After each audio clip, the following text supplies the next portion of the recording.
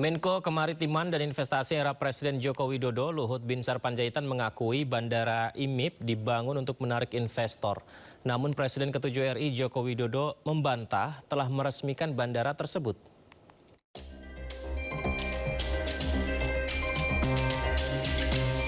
Kementerian Perhubungan buka suara terkait polemik Bandara Indonesia Morowali Industrial Park atau IMIP di Sulawesi Tengah yang disebut beroperasi tanpa otoritas negara. Kementerian Perhubungan menegaskan izin Bandara IMIP telah dicabut sejak 13 Oktober 2025, jauh sebelum isu mencuat. Pencabutan ini tertuang dalam keputusan Menteri Perhubungan nomor 55 tahun 2025 tentang penggunaan bandara yang dapat melayani penerbangan langsung dari dan atau ke luar negeri. Keputusan ini diteken Menteri Perhubungan Dudi Purwagandi. Ketua Dewan Ekonomi Nasional Luhut Binsar Panjaitan mengaku Bandara IMIP dibangun dengan campur tangan dirinya saat masih menjabat sebagai Menko Kemaritiman dan Investasi di era Presiden ke-7 Joko Widodo. Menurut Luhut, Bandara IMIP dibangun untuk fasilitas kepada investor sebagaimana lazim dilakukan oleh negara lain.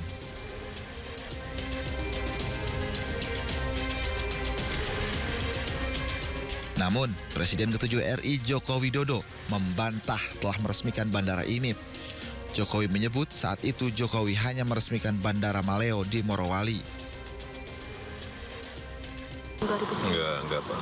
Saya enggak pernah meresmikan Bandara IMIP di Morowali, enggak pernah. Seingat saya yang saya resmikan adalah Bandara Maleo di Morowali. Itu yang membangun pemerintah. Tahun berapa, Pak? Udah lupa. Kalau yang IMIP itu saya kira miliknya swasta. Polemik Bandara Hantu Morowali mencuat usai Menteri Pertahanan Safri Samsudin menyoroti keberadaan bandara tanpa perangkat negara termasuk petugas bea cukai. Sementara Menteri Perhubungan Dudi Purwagandi menegaskan Bandara IMIP terdaftar resmi dan memenuhi semua perizinan. Tim Liputan iNews melaporkan. Menteri Investasi dan Hilirisasi Rosan Roslani membantah pernyataan Menteri Keuangan Purbaya Yudi Sadewa terkait iklim investasi dalam negeri yang dinilai berantakan. Rosan mengklaim investasi Indonesia selama ini sangat baik sejalan dengan penilaian berbasis fakta dan statistik. Dalam rapat kerja dengan Komisi 12 DPR RI, Menteri Investasi dan Hilirisasi yang juga Kepala BKPM Rosan Roslani membantah pernyataan Menteri Keuangan Purbaya Yudi Sadewa terkait iklim investasi dalam negeri yang dinilai berantakan dan kalah bersaing dari Vietnam dan Malaysia. Menurut Rosan, iklim investasi Indonesia selama ini sangat baik, sejalan dengan penilaian berbasis fakta dan statistik. Rosan juga menyebut keberadaan peraturan pemerintah nomor 28 tahun 2025 menjadi bukti perbaikan iklim investasi. Keberadaan PP tersebut justru mempercepat proses perizinan lintas kementerian. Intinya memang kami di Kementerian Investasi ini mencoba terus meningkatkan iklim investasi secara terus-menerus, termasuk dengan beberapa usulan kebijakan yang sudah kami lakukan, diantaranya tadi kami sampaikan dengan adanya PP nomor 28. Karena memang betul pimpinan bahwa kita ini berkompetisi dengan negara-negara tetangga, dengan negara ASEAN lainnya, itu kita mau berkompetisi. Kita berkompetisi dan kita juga melihat mengcomparable apa kebijakan-kebijakan dari negara-negara tetangga tersebut yang harus kita juga pantau dan kalau bisa kita bisa lebih baik. Rosan mengklaim perbaikan iklim investasi tercermin dari realisasi investasi yang mencatatkan kinerja positif. Hingga kuartal 3 2025, realisasi investasi telah mencapai Rp1.400 triliun atau mencapai 75,3% dari target yang ditetapkan senilai Rp1.900 triliun.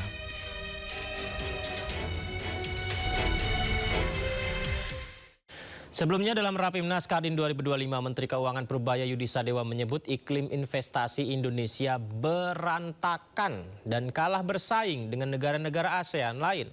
Untuk mengatasi hambatan itu, pemerintah telah membentuk Task Force The Bottlenecking sebagai wadah resmi bagi dunia usaha menyampaikan berbagai kendala di lapangan.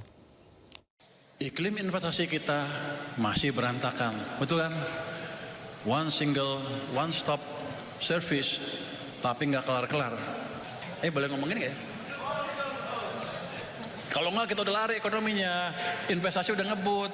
Sekarang kita sama Vietnam kalah, sama Thailand kalah, sama Singapura kalah, sama Malaysia kalah dalam hal menarik investasi. Sudah dibuat task force-nya, sudah di-launch.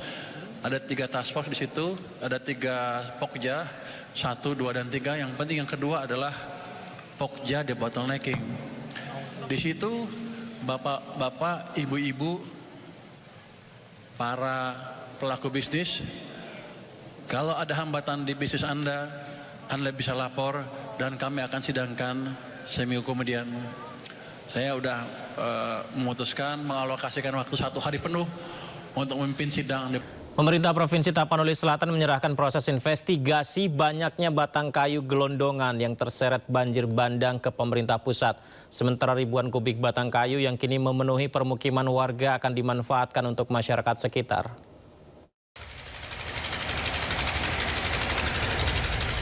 Hingga hari ke-8 pasca banjir bandang, lautan batang kayu gelondongan hingga kini masih memenuhi permukiman warga di Kecamatan Batang Toru, Tapanuli Selatan, Sumatera Utara.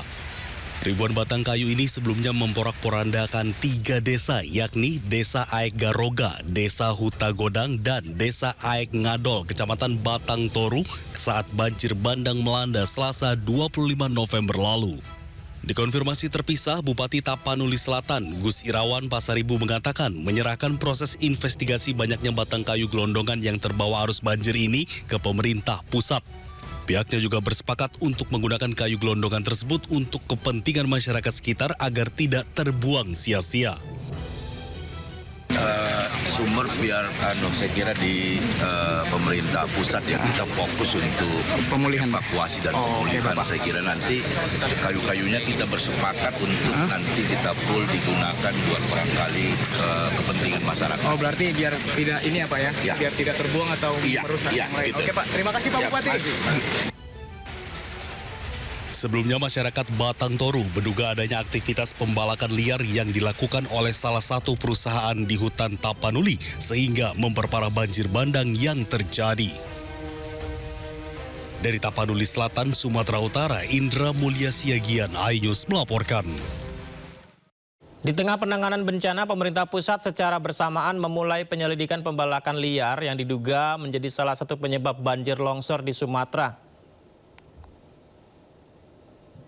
Ketua MPR Ahmad Muzani menyebut Presiden Prabowo Subianto sudah mendapatkan laporan dugaan pembalakan liar yang disebut sebagai penyebab banjir Sumatera. Hal ini disampaikan Ahmad Muzani setelah bertemu Presiden di Istana Selasa kemarin. Sekap Teddy Indra Wijaya menegaskan pemerintah siap menyelidiki dugaan kerusakan lingkungan yang diduga jadi penyebab bencana. Sementara itu Kapolri Jenderal Listio Sigit Prabowo menyatakan akan memproses secara hukum jika ditemukan pelanggaran di lapangan.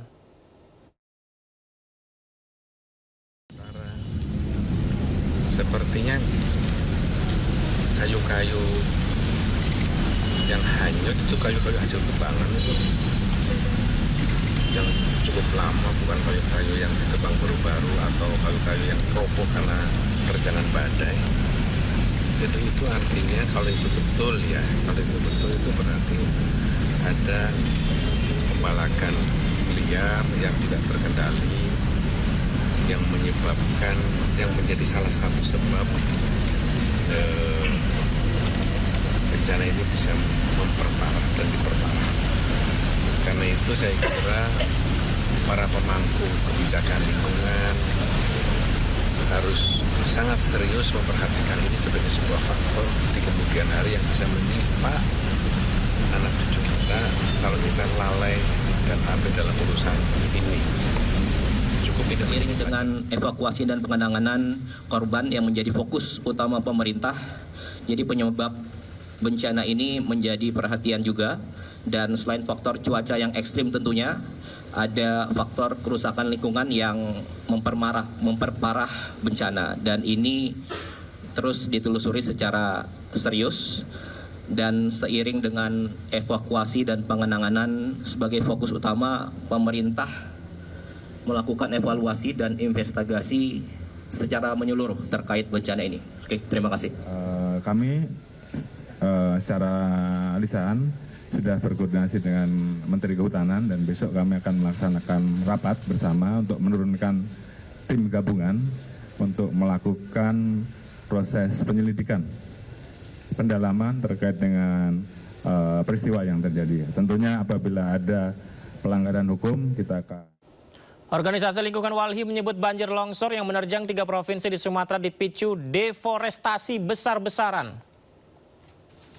Ya, kalau tadi pemerintah dan juga Kapolri menyatakan akan menindak tegas jika terbukti, ini data Walhi menyebutkan dengan sangat yakin bahwa periode 2016-2025 1,4 juta hektar hutan di Aceh, Sumatera Utara, Sumatera Barat mengalami deforestasi.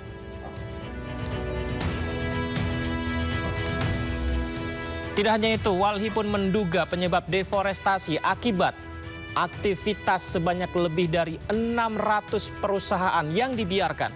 Di mana ratusan perusahaan itu adalah pemegang izin tambang, hak guna usaha sawit, PBPH, geotermal, izin PLTA, dan PLTM.